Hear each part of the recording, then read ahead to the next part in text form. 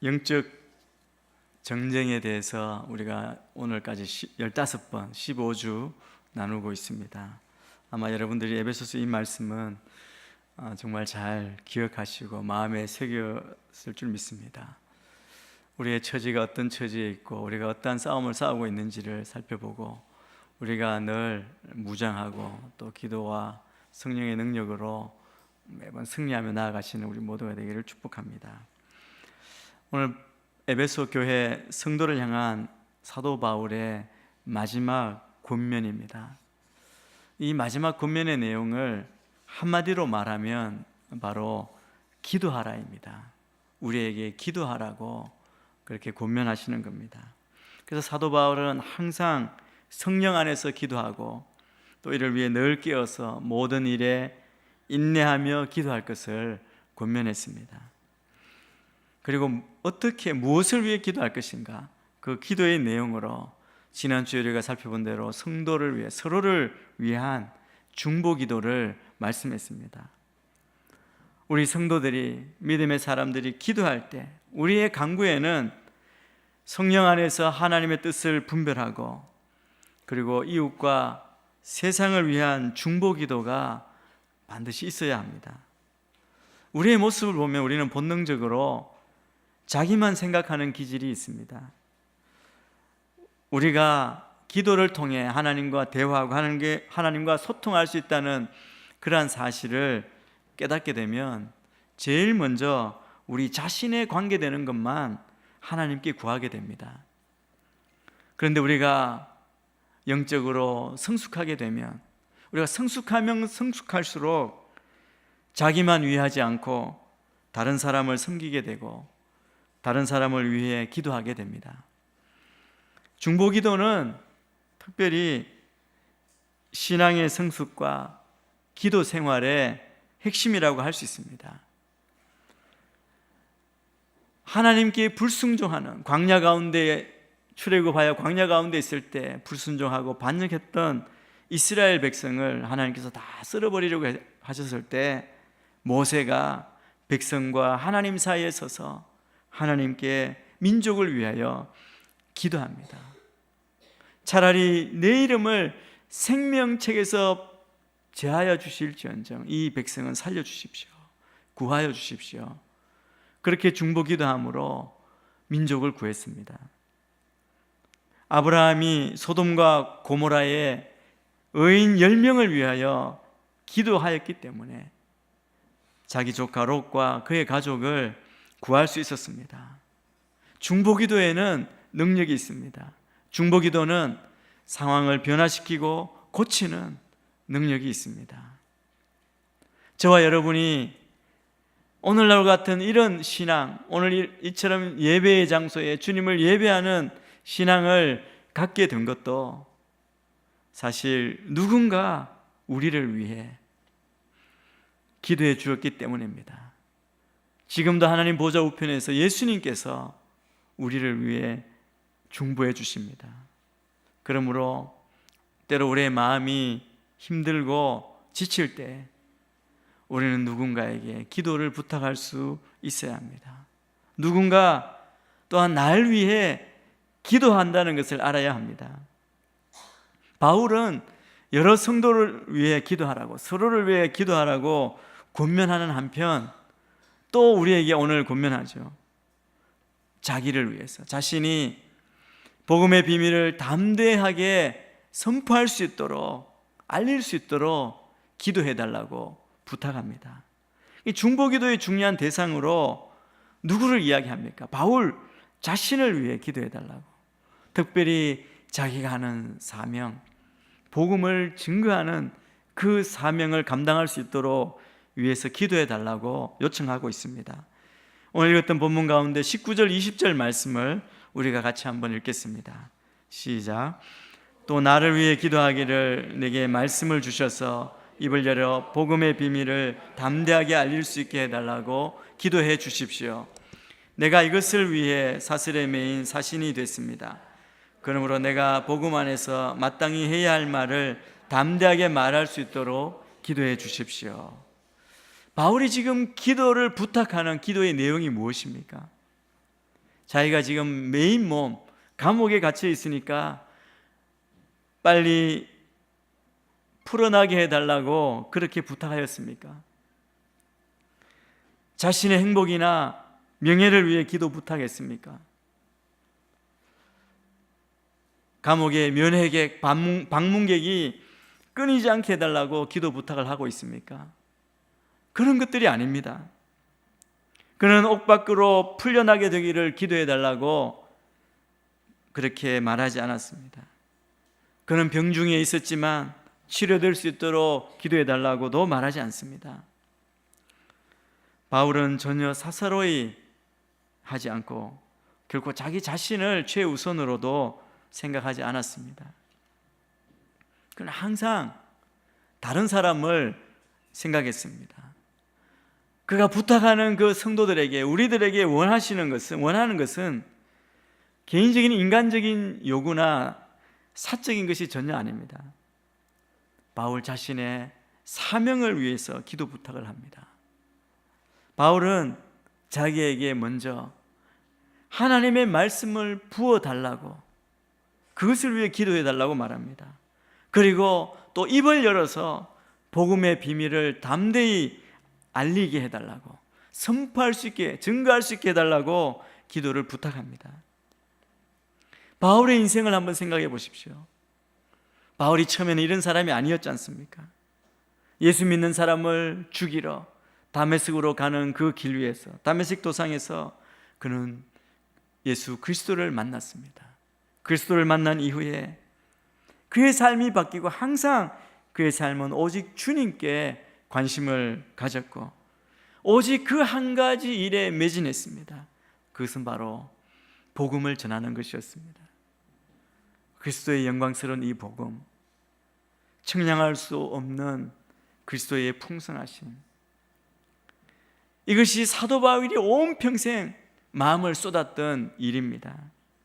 그래서 그는 복음이 전파되고 하나님 나라가 확장되기를 위해서, 그것을 위해 중보해 주기를, 기도해 주기를 바랬습니다. 그는 이 복음 전파에 얼마나 집중했는지 옥에 갇혀 있으면서도, 그가 직접 가서 전할 수 없을 때에도 들리는 소리, 복음 전파된다는 이야기를 듣고 기뻐합니다. 빌립보서에 보면, 빌립보서는 역시 옥중 서신입니다. 옥에 있으면서 기록한 서신에 보면 그의 이 마음이 담겨져 있습니다. 1장 16절에서 18절 말씀, 빌립보서 1장 16절에서 18절 말씀을 함께 읽겠습니다. 시작.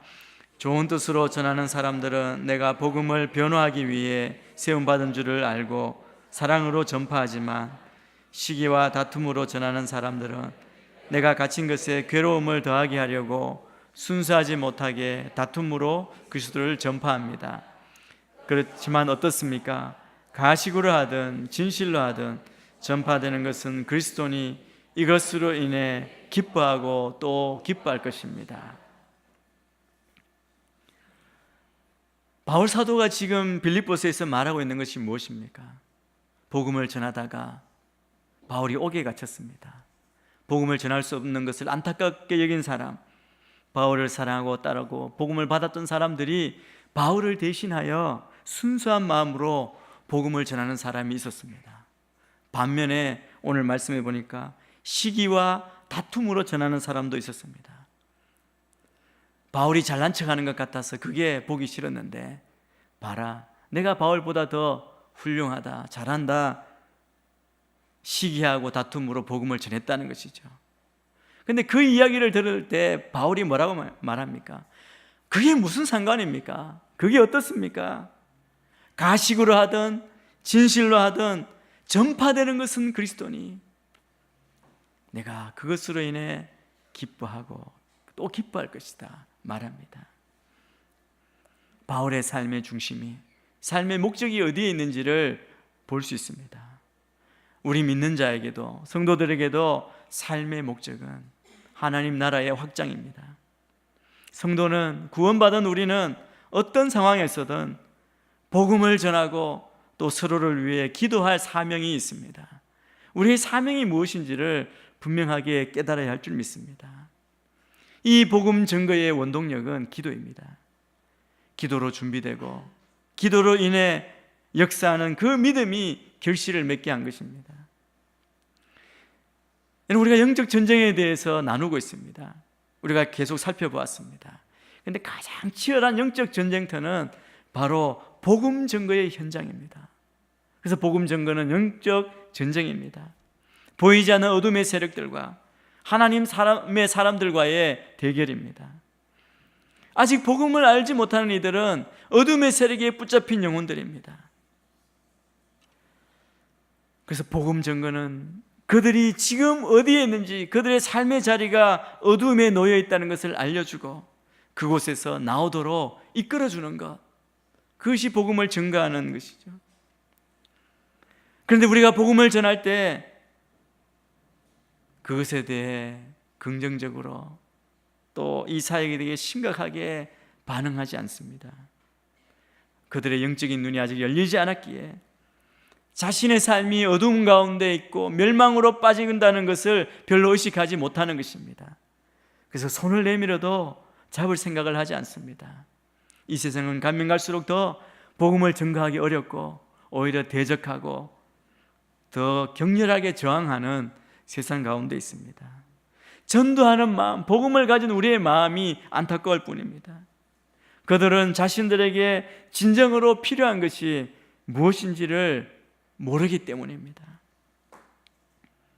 이 치열한 영적 전쟁 가운데 그들의 공격과 비난과 조롱, 멸시 앞에 사도 바울이 우리에게 기도를 부탁하는 겁니다.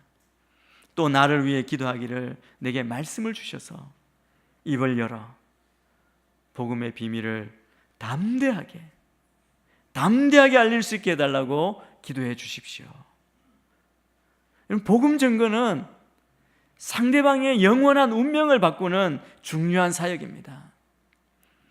이렇게 중요한 사역이기 때문에 우리가 이것을 적당히 게을리할 수가 없는 것이죠.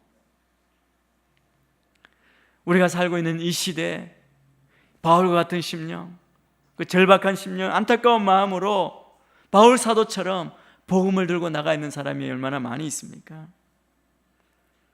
누구도 환영해 주지 않고 어느 나라도 받아들여지지 않는 그곳에 어둠 가운데 죽어가는 영혼들을 향하여 나아가는 선교사님들입니다.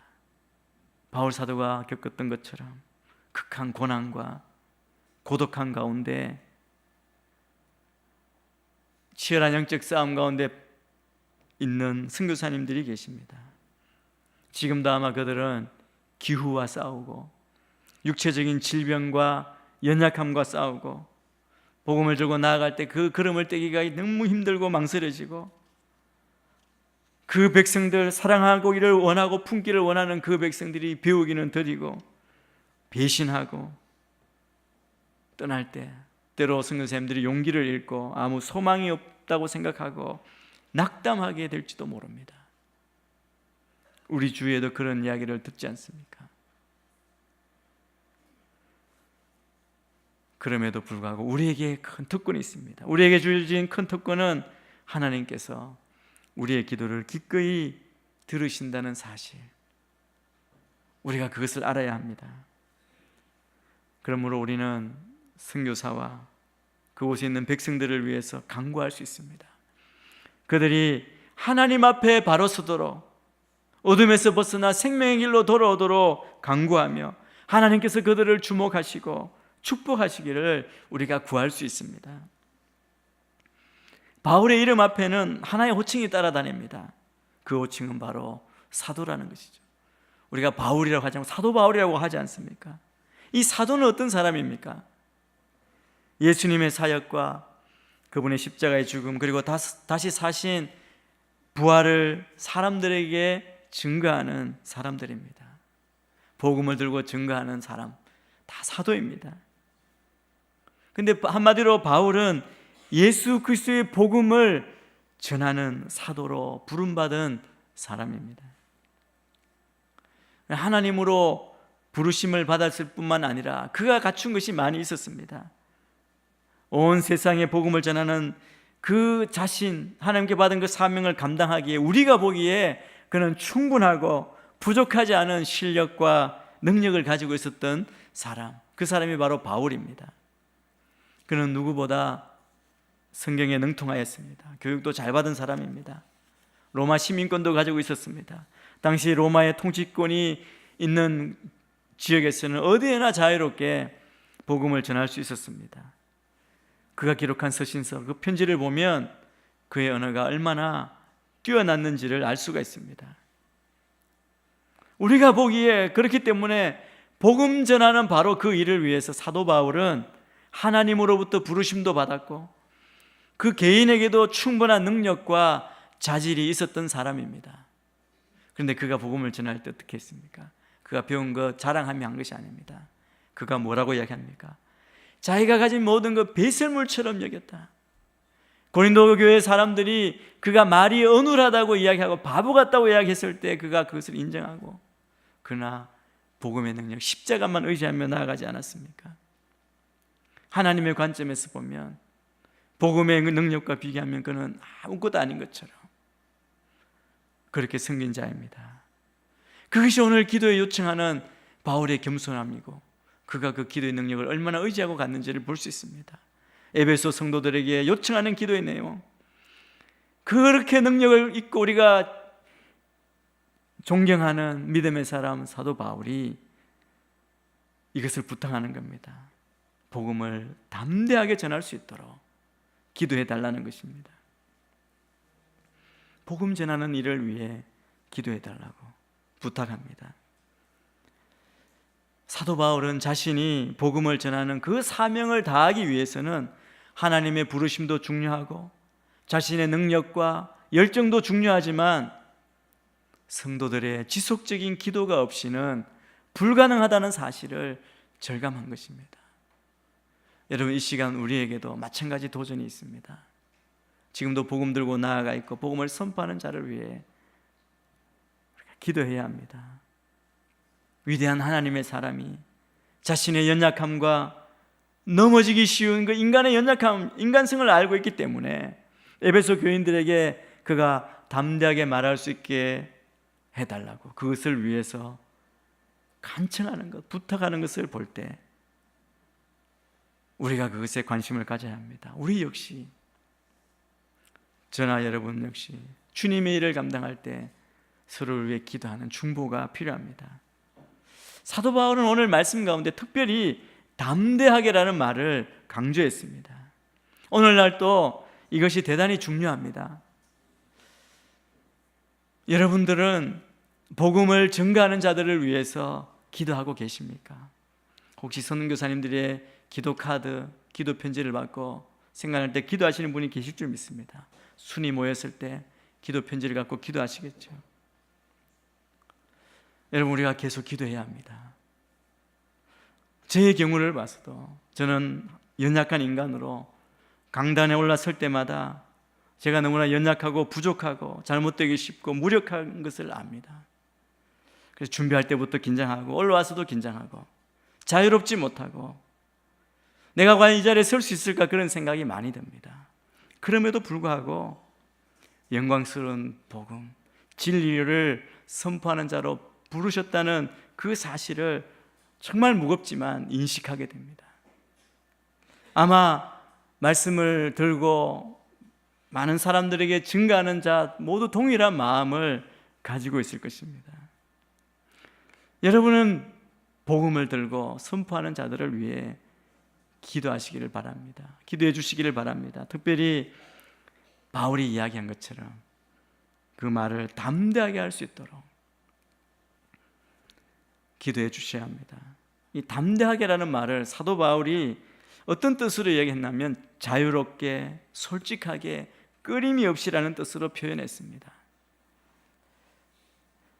복음의 신비가 있습니다. 이 복음의 신비는 사람에 의존하지 않습니다. 전하는 자의 말의 능력, 잘하고 못하고에 의존하는 것이 아닙니다. 복음 그 자체가 능력입니다. 전하는 자가 얼마나 아름다운 말로 미사역으로 효과적으로 전하느냐에 달려있는 것이 아니기 때문에 바울이 지금 이야기하는 것은 담대히 전할 수 있도록 거듭 부탁하는 것이죠. 이 복음은 우리가 이해하고 나오는 것이 아닙니다. 인간이 이해했기 때문에 나올 수 있는 일이 아닙니다. 두 번이나 19절에도 한 번, 20절에도 한 번 담대하게 전하게 해달라고 부탁하고 있습니다. 이걸 쉽게 바울의 입장에서 이야기하고 또 우리의 입장을 비추어서 말하자면 이 바울은 지금 이것을 부탁하는 겁니다. 사람들을 두려워하지 않고 인간들의 헛된 지혜나 지식을 두려워하지 않고 말씀을 전할 수 있기 위해 기도해 달라고 말하는 것입니다. 사도 바울이 복음을 전할 때 고린도 교회에 또 가는 곳마다 많은 저항을 받았습니다. 근데 바울이 그 저항을 받을 때 이 고린도전서에 보면 그렇게 이야기합니다. 그리스도를 위해서 자신은 어리석은 자가 되었다, 그렇게 말합니다. 고린도 교회, 그 고린도에 있던 지식 있는 자, 철학자들은 바울이 전하는 그 복음을 듣고 비웃고 조소했습니다. 마치 오늘날과도 같습니다. 여러분, 복음을 들고 전할 때 아마 다들 비웃는 사람이 더 많을 겁니다. 저항하고 비판하고 또 우리를 공격하게 될 것입니다. 선교사님들도 마찬가지입니다. 이 고린도 사람들은 바울을 향해서 이렇게 말하는 겁니다. 저 사람을 봐라. 그가 십자가라고 부르는 것에 대해서 항상 같은 말로 단순한 설교를 되풀이하고 있구나.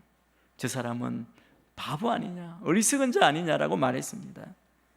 그때 바울은 그것을 받아들입니다. 좋습니다. 나는 어리석은 자가 되어도 좋고 바보라고 해도 좋습니다. 나는 그리스도를 위해서 어리석은 자가 되었습니다. 그리고 그가 뭐라고 말합니까? 자기의 자랑은 오직 십자가밖에 없다고 말합니다. 오늘날 또 어떤 사람이 분명한 복음을 세상에 전하고 설교하면 세상 사람들, 지식이 있는 사람들, 학식이 있다는 사람들에 의해서 비판을 받을 것입니다. 아까도 설교 마치니까 어떤 분이 오셨어요. 학자신데, 과학자이신데 그러시더라고요.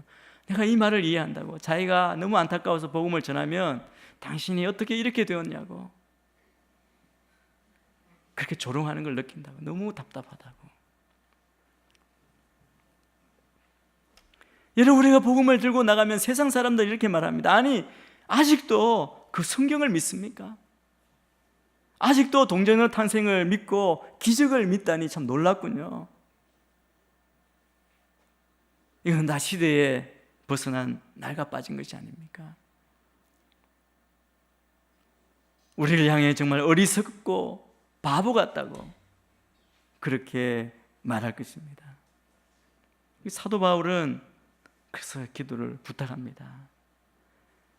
세상 사람들이 주장하는 그런 말 듣지 않고 영향받지 않고 담대히 복음을 전할 수 있고 두려워하거나 제한받지 않고 설교할 수 있는 힘을 얻도록 부탁합니다. 바울 안에도 이런 유혹이 있었음이 분명합니다. 또 우리에게도 그런 유혹이 있습니다. 말씀을 전할 때 내 설교를 듣고 내 말을 듣고 저 사람 정말 학식이 대단하구나, 정말 학자답고 달변가이구나, 웅변가답게 말을 잘하는구나, 정말 내가 듣고 믿고 싶다, 그 말을 듣고 그런 명성, 그런 평판을 얻고 싶은 욕망이 있습니다. 그 유혹이 있습니다.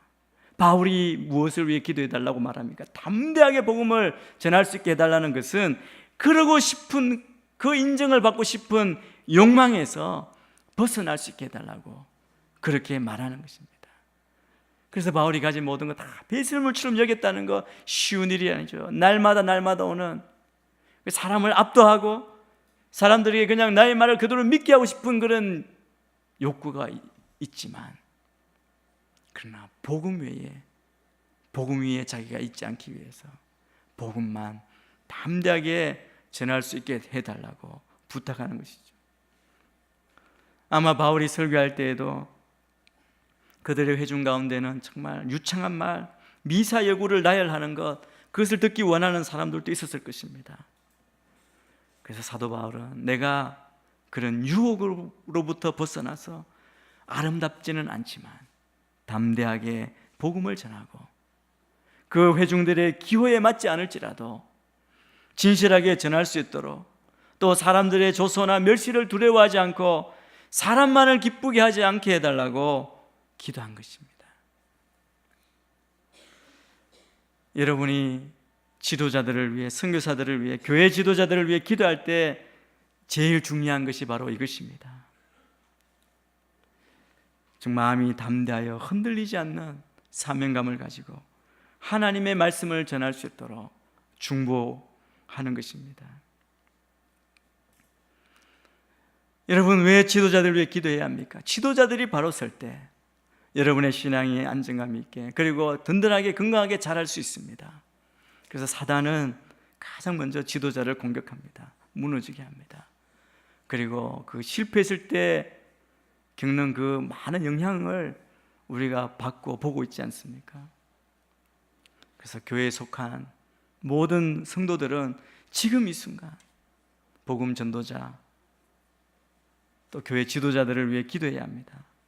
그들이 사도들과 초대교회 순교자들과 종교 개혁자들처럼, 청교도들과 언약의 백성들처럼, 과거 능력 있는 하나님의 종들처럼 될 수 있도록 위해서 기도해 주시기를 바랍니다. 진리를 앞세우고 이 진리를 담대히 말하며 그 위에 사랑과 자비와 긍휼이 충만하도록 기도해야 합니다. 그리고 왜 이 복음의 진리를 우리가 주장해야 합니까? 왜 복음 전도자들이 가서 이 진리를 주장하도록 우리가 중보해야 합니까?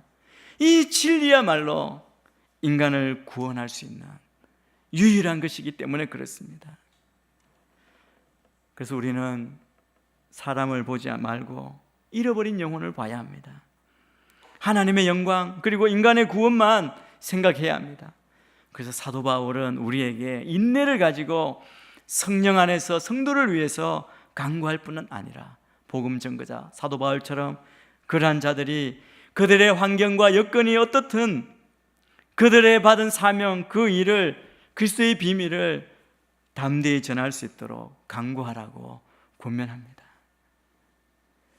여러분, 유능한 목회자나 교회 지도자들 뒤에는 성도들의 기도의 지원이 있다는 것을 알아야 합니다. 저희 교회도 예배 시간 목사님이 설교할 때마다 기도실에서 기도하는 기도팀이 있습니다. 매 순간 기도합니다. 또 집회가 있을 때 러브 소나타 가셔서 또 중보팀 하신 분 아시죠? 영상을 보면서 기도합니다. 옛날 제가 니가타에 갔을 때 러브 소나타를 간 적이 있습니다. 그때 하 목사님이 몸이 안 좋으셔서 설교하셨는데 그때 우리가 울면서 기도했습니다. 목사님이 마이크를 들 힘이 없으셔서 계속 떨어지는 거예요. 그때 기도하고 힘을 주시도록. 제가 이라크를 아우리치를 간 적이 있습니다. 전쟁이 끝나고 미군이 다 점령하고 이제 그 후세인 그 대통령을 찾고 그 아들을 그 잡을 그때 아마 사살했죠. 그때 저희가 그 이라크 땅 그 지역에 있었습니다.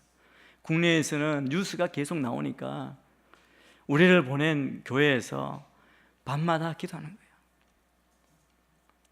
저희들은 알지 못했죠. 좀 위험한 순간이 있었고, 그러나 우리 팀이 나눠졌는데 만날 수 있었고, 그때는 통신도 잘 안 되는 전쟁이 끝난 곳이기 때문에 그래서 약속 장소에 만날 수 있었고, 다 오니까 기적으로 우리가 정말 간증을 했습니다. 한국에 돌아와서 간증을 나누고 이럴 때 그때 깨달은 게 있습니다. 밤마다 성도님들이 기도했다는 거예요. 시간을 맞춰보니까 그 시간이에요. 우리가 오후가 되었을 때, 이 한국은 밤이죠. 밤에 기도함으로 우리가 위기의 순간에 정말 우리는 하나님 은혜로 할렐루야 찬양하고 왔는데 우리를 위해 기도해 주는 분이 있었구나. 주의 일을 감당하는 자들 뒤에는 꼭 기도의 지원이 필요합니다. 교회나 지도자들을 비난하는 것 아주 쉽습니다. 그러나 그들을 위해 중보기도하는 자들은 많지 않습니다. 또 쉽지 않습니다. 사도 바울을 보십시오. 사도 바울의 사역 뒤에는 자신들의 목숨까지도 내어놓고 섬기고 기도해 주던 브리스길라와 아굴라 같은 부부가 있었습니다. 로마서 뒤에 또 서신도 뒤에 보면 다 문안을 하는 사람들이 많이 있지 않습니까? 많은 이름이 있습니다. 그들이 다 누구입니까? 사도 바울을 위해, 그 전도팀을 위해 기도해 주던 중보 기도자들입니다. 기도가 없는 곳에서는 사람들만 일합니다. 그러나 기도가 있는 곳에는 하나님이 일하시는 줄 믿습니다. 끼어서 서로를 위해 기도해 주어야 우리의 영적 전쟁에서 승리하고 교회가 살아나게 됩니다. 우리도 모세처럼 기도의 손을 들어야 합니다. 기도의 손을 내리면 패하고 기도의 손을 올리면 승리하게 될 것입니다. 이 나라, 이 백성, 교회, 그리고 우리 공동체의 지도자들을 위해 기도하는 우리 모두가 되기를, 그리고 우리가 그 부르심을 깨닫게 되기를 주님의 이름으로 축원합니다.